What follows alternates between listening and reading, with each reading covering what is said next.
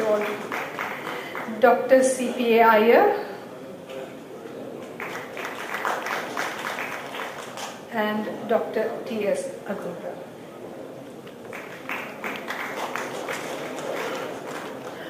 Ladies and gentlemen, the concurrent sessions, that is the concurrent technical sessions, will be held in halls 1, 2 and 3.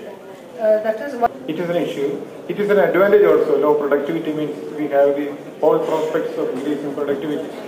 And new things are coming about bio-fortified horticultural crops, then bio-meditated crops. Of course, all come under the group of GM crops or genetically modified crops, and it has its own criticisms, which you read B.T. Brinjal. And a new series are coming. They are going to present it, called a climate-proof horticultural crops. This is something a very nice thing. Means even if it rains, even if there is no rain, they call climate-proof crops. Plants in the last 30 years. My focus is largely on floricultural plants, which is not going to be improving the food productivity or affect our food production. However, it is important in affecting our well-being in a different way. I was introduced to Australian plants some 30 years ago when I was studying in Sydney University. And one of the very first plants that I dealt with was this beautiful flower, which is called Wallata, which is the floral emblem of New South Wales. At that point in time, we were using just seed propagation and cutting propagation as method of increasing the number of these plants. However, along the way, I came across many beautiful Australian plants, Rhonias, Grevilleas, Leptospermums, Acacias, and many other Australian plants used for different purposes. Some of the other plants, for example, here down the bottom, we have got a beautiful plant which is called flannel flower, which is a velvety, lovely flower used in floral arrangement, and here Hibbertias. One of the other plants that I have worked with is Tylotis. Tylotis is a beautiful plant that withstands low water environment, and it can be producing flowers for a prolonged period of time. We have employed a range of these plants, and with Tylotis, one of the techniques that we have used was de novo shoot formation on explants and the leaves of the explants. Other plants that I have worked with, Epacris impressors, Xyrias, and more of the Grevillea plants.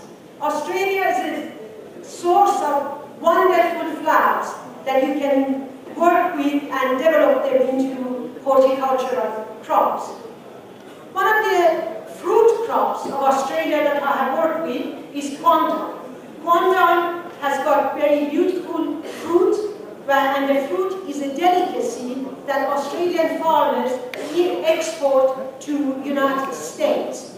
And quandam pie, as I indicated, is a delicacy in United States. One of the very rare plants of Australia, Soensona laxa, was at the brink of extinction. And what we did was to look at why this plant was at the brink of extinction.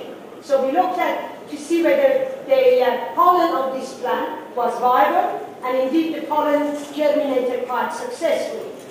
So we found and sovereign rights of India over its biodiversity. It also stops biopiracy theories and regulates access of genetic resources for foreign individuals, for Indians, for the local communities, for the human bands, and also decided the equitable and benefit sharing. This is the institutional mechanism that we have in India under the Biodiversity Act, that we have a National Biodiversity Authority, we have a state biodiversity boards and biodiversity management committees, which have a different function. Say for instance, if any farmer has to access to the genetic resources, then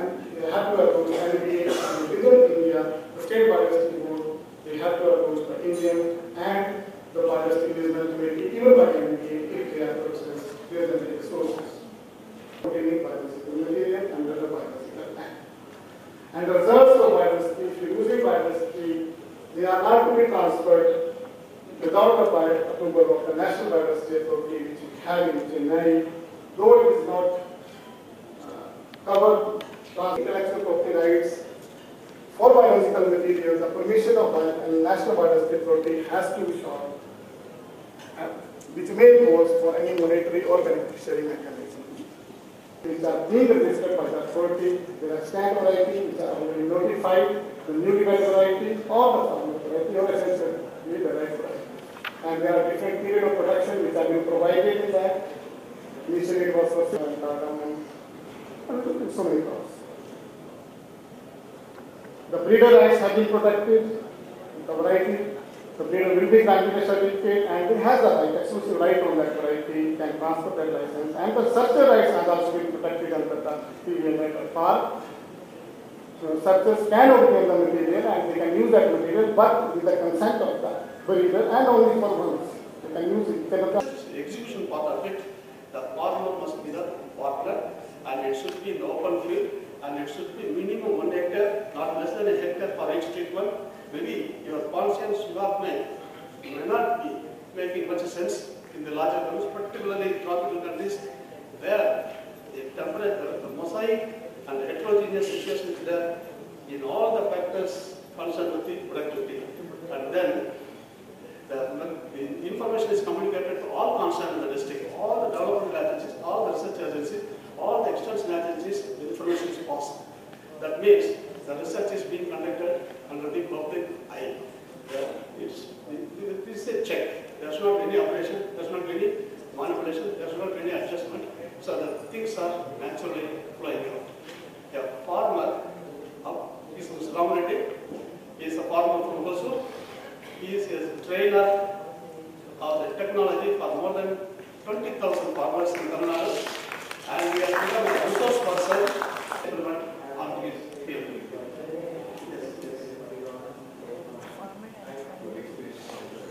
For past 20 years. Before 2003, I am meeting some hundreds and hundreds of farmers surrounding me are also with me. But today, we are laughing. For example, at 2004, we have each farmer with land holding of 5 acres having a credit of 5 lakhs. And we have no money to pay for this Tamil Nadu Precision Farming project. Enhancing the market competitiveness. This is with regard to the specialty goods of our country. As I told, the World Trade Organization, which was established in the year 1995, is giving the concept of global market for our products.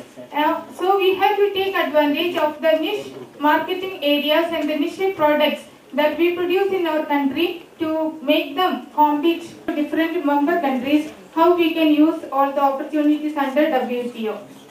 And under TRIPS, that is trade-related intellectual property rights, we have different components, and the geographical indications is one of the component of intellectual property right under TRIPS. And maybe and this is the definition given. Actually, it is an indication. It indicates about something. And if this good is its quality or reputation in the trade is related to its geographical origin. So, in nutshell, when a product is having a specialty or a quality related to the area from where it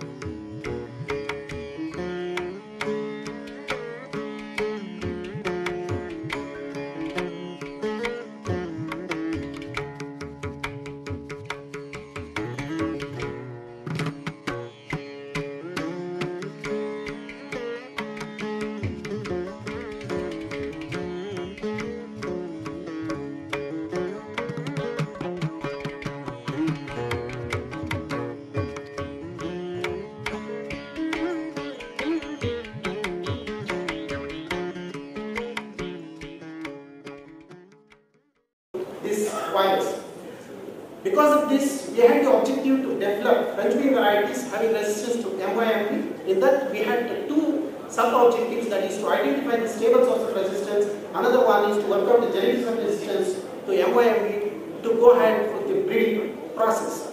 Initially, we have evaluated around 249 germ plasm, then breeding lines, and also cultivated types, and we could narrow down. Under natural infestation conditions, we have screened these things, and we have narrowed down to 19 lines. And these 19 lines, you can see this is one line which which has got resistance to the natural infestation condition and also artificial epiphytic conditions. Well, this IHR 55, this is already deposited to NPT here, that is IC crossed with 4 susceptible genotypes but highly commercial varieties. Arka Komal, Arka Sulina, Arka Anu, and IHR 78. We selected this IHR 78 because of its pod quality. The pod quality is round and smooth podded and stringless pods. That is the reason we selected these, and we made crossing in all the colonies. Assumed phenotypic frequency of 1:50, that is 1 to the resistant and 15 susceptible, and using chi-square analysis. Well, initially we did a source, identification of source of resistance. A potent source for the pest management where fermentation from plant pods are like neem and all this defective. Natural farming, out of all those farming, this is the simple and cheap system, can be popularized, minimum infrastructure and hands-on training. There are 2 preps and Nizamrita and Jivamrita with 1 cow 10 acres and 1 cow 2 hectares can be managed. This is the ingredient for Jivamrita. And then you see this was done by one of our, in this Bangalore itself, azospinum, direct nitrogen kept in from the atmosphere, phosphorus soluble microorganisms, the pseudomonas, we have trichoderma, we have 1 cow is giving all these ingredients through the proper thing distribution. Then this is the cheap testing, it's very important, particularly in case of the fruit plant. You see, one side, it is a copper oxychloride, another side is a gal-previr. You see, where the copper oxychloride is there, some humus is there, and absolutely there is no humus there. And then this is argon carbon content, you see, we are high. But this is not from the field, this is from the basin of the mango, yes, the flow. Then we saw the genetics. I don't know what the organized ones are having, it's less than 2,000, 2% of the market. What Peter was telling in the morning, you have seen in most of even the Southeast Asian nations, it's about 35% is the organized retailing. The organized retailing is really not happening, but only you find in India, the organized retailing is more in medical stores, many other things that's organized retailing. But here, you don't find, you take the food and the grocery retailers, is not much happening, and the story is same with the fruits and vegetables. But the size of the market is big and it's growing. Most of the India retail report has said that it's growing at the rate of 12% per annum.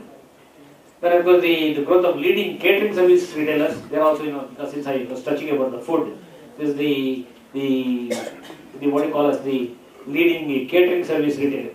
So this is also because the organized food retail in India, the key players.